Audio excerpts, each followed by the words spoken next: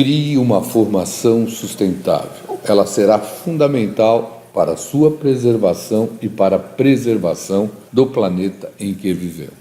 Vamos iniciar abordando um problema ligado a uma instalação hidráulica. Calcule para a instalação hidráulica a seguir a pressão na entrada da bomba e a potência útil da bomba, que também é denominada de potência hidráulica. Então aqui nós temos uma instalação de recalque, praticamente é dividida em 3 setores. A tubulação antes da bomba, a instalação do conjunto moto-bomba e a instalação depois da bomba. A instalação antes da bomba, quando a bomba está operando acima do nível de captação, é denominada de tubulação de sucção. A tubulação após a bomba sempre será denominada de tubulação de recalque. Nessa instalação nós temos uma válvula de pé com crivo, um cotovelo de 90 graus, uma válvula de retenção, uma válvula controladora de vazão, um cotovelo, por exemplo, de 45 graus, uma entrada de reservatório. A instalação nesse caso em particular tem um comprimento antes da bomba igual a 6 metros e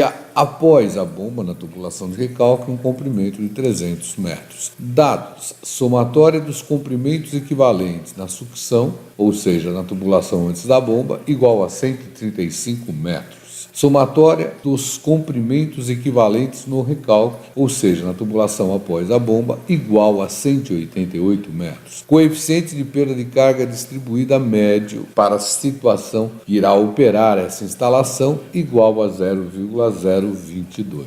Massa específica da água, então estamos bombeando água, igual a 998,2 kg por metro cúbico. Aceleração da gravidade, 9,8 metros por segundo ao quadrado. Instalação com um único diâmetro de aço 40, com diâmetro nominal igual a 10 polegadas, o que corresponde a um diâmetro interno de 254,5 milímetros e uma área de 509,1 centímetros quadrados. Vazão de trabalho, 403,2 metros cúbicos por hora. Vazão essa que deu a origem a esse coeficiente de perda de carga distribuída. Importante, o comprimento de 300 metros após a bomba é o comprimento dos tubos na tubulação de recalque, ou seja, na tubulação após a bomba. Vamos lá, vamos começar a pensar na solução deste exercício. Sempre que eu vou trabalhar com instalação, é fundamental que eu tenha em mente um plano horizontal de referência, o nosso PHR. Nesse caso, vamos mudar até o que foi dado, vamos adotar um plano horizontal de referência no nível de captação. Então está aqui nosso plano horizontal de referência. Quando eu fiz isso, essa cota passa a ser 0,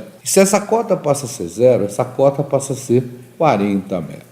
E aí, vamos aplicar a equação da energia para um escoamento incompressível, aquele que mantém a massa específica, o peso específico constante, em regime permanente, o que equivale a dizer que eu vou considerar o nível constante. E as propriedades em todas as seções do escoamento não mudam com o decorrer do tempo. No caso de ter uma entrada e uma saída, que é o exemplo que estamos estudando. Nós vamos ter que a carga total inicial mais a carga da máquina é igual à carga total final mais a perda de carga do início ao fim. Aí é só escolher qual vai ser a nossa seção inicial e qual vai ser a nossa seção final. Vamos iniciar calculando a pressão na entrada da bomba. Ora, se eu vou fazer isso, eu vou considerar que a minha seção inicial seria o nível de captação e a minha seção final seria a própria entrada da bomba. Nesse caso, nós teríamos a carga total no nível de captação, não tem máquina, porque eu parei antes da bomba, igual a carga total na entrada, mais a perda de carga que eu tenho antes da bomba. Abrindo isso, eu tenho a cota, no caso a cota do PHR, que é a cota do nível de captação, que representa a carga potencial. Teríamos a pressão que atua no nível de captação,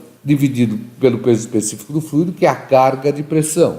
E teríamos a velocidade do nível ao quadrado sobre 2G, que representaria a carga cinética. igual a carga potencial na entrada, carga de pressão na entrada e carga cinética na entrada. Observe que aqui tem um alfa, que é o nosso coeficiente Coriolis. Lembrando que quando eu estou com escoamento turbulento, esse alfa é praticamente 1, e quando eu estou com escoamento laminar, esse alfa é 2. E se por um acaso o problema não me der condições de calcular o Reynolds para saber se é 1 ou se é 2, eu sempre vou adotar como sendo 1, já que eu estarei supondo que eu trabalhe no escoamento turbulento. E aqui calculando a perda de carga antes da bomba pela fórmula universal. Então nós temos coeficiente de perda de carga distribuída, comprimento da instalação, somatório dos comprimentos equivalentes, diâmetro hidráulico. Lembrem, no caso da seção forçada e circular, o diâmetro hidráulico é o próprio diâmetro interno, vazão ao quadrado, 2G, área da seção ao quadrado. Nosso caso, o Z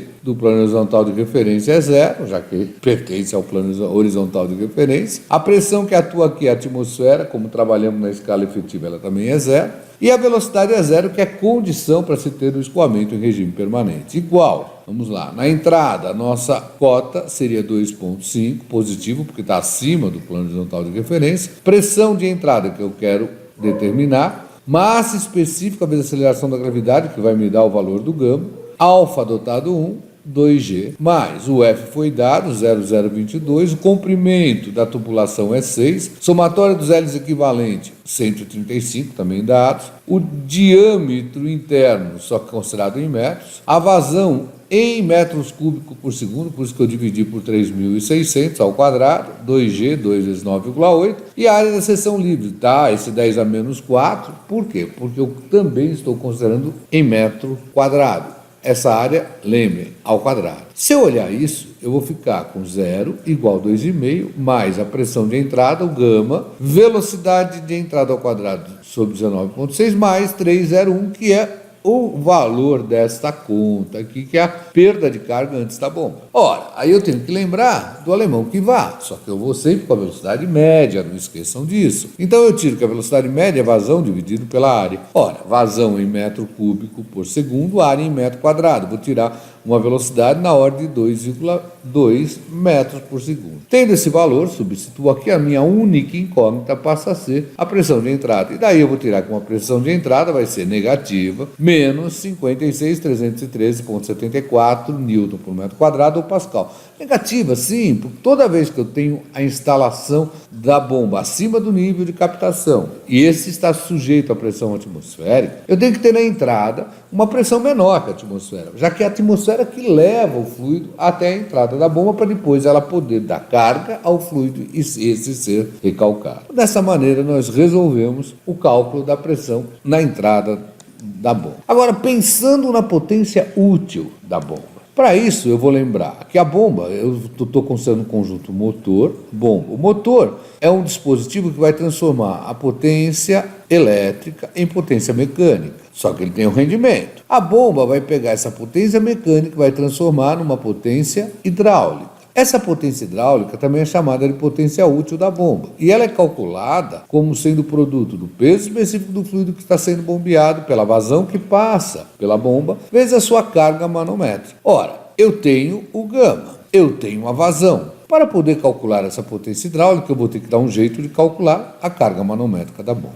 Para isto, eu vou aplicar a equação da energia do nível de captação até o nível de distribuição. E dessa forma eu vou acabar achando a minha carga manométrica. Para isso eu vou ter carga no nível de captação, nós já vimos que era 0, mais a carga manométrica, igual o Z, se eu adotei o PHE aqui, o Z do nível de distribuição passa a ser 40, não tenho pressão, porque é a pressão atmosférica, não tenho velocidade, condição de regime permanente. Então seria só a carga potencial de posição 40, mais a perda de carga antes da bomba, que nós já havíamos calculado, mais a perda de carga depois da bomba, que a única coisa que muda seria o L e a somatória dos L's equivalentes, já que a minha instalação tem um único diâmetro. Dessa maneira, eu tiro que a minha carga manométrica seria 40, que também denominaríamos isso de carga estática, mas a perda de carga antes da bomba, mais a perda de carga depois da bomba, o que vai me dar uma carga manométrica na ordem de 53,43 metros. Aí eu posso calcular a potência hidráulica. Potência hidráulica que passaria a ser o gama, vazão e o HB,